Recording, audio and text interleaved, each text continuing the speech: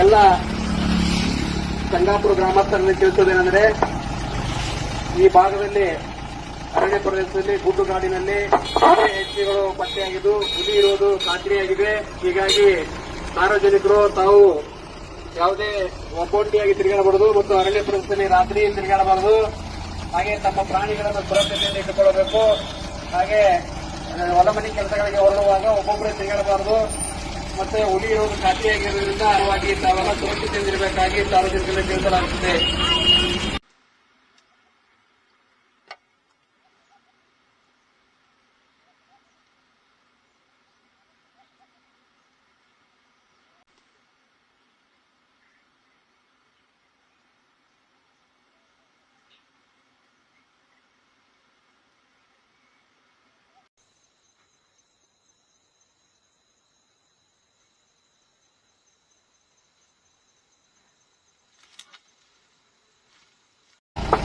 ಎಲ್ಲ ಸಂಗಾಪುರ ಗ್ರಾಮಸ್ಥರಲ್ಲಿ ತಿಳಿಸುವುದೇನೆಂದರೆ, ಈ ಭಾಗದಲ್ಲಿ ಅರಣ್ಯ ಪ್ರದೇಶದಲ್ಲಿ ಗುಡ್ಡುಗಾಡಿನಲ್ಲಿ ಹೆಚ್ಚಿಗಳು ಪತ್ತೆಯಾಗಿದ್ದು ಹುಲಿ ಇರುವುದು ಖಾತ್ರಿಯಾಗಿದೆ.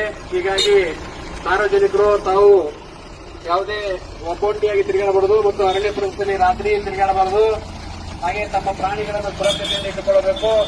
ಹಾಗೆ ಹೊಲಮನೆ ಕೆಲಸಗಳಿಗೆ ಹೊರಡುವಾಗ ಒಬ್ಬೊಬ್ಬರೇ ತಿರುಗಾಡಬಾರದು. ಮತ್ತೆ ಹುಲಿ ಇರುವುದು ಖಾತ್ರಿಯಾಗಿರುವುದರಿಂದ ತಾವೆಲ್ಲ ಸುರಕ್ಷತೆಯಿಂದಿರಬೇಕಾಗಿ ಸಾರ್ವಜನಿಕರಿಗೆ ತಿಳಿಸಲಾಗುತ್ತದೆ.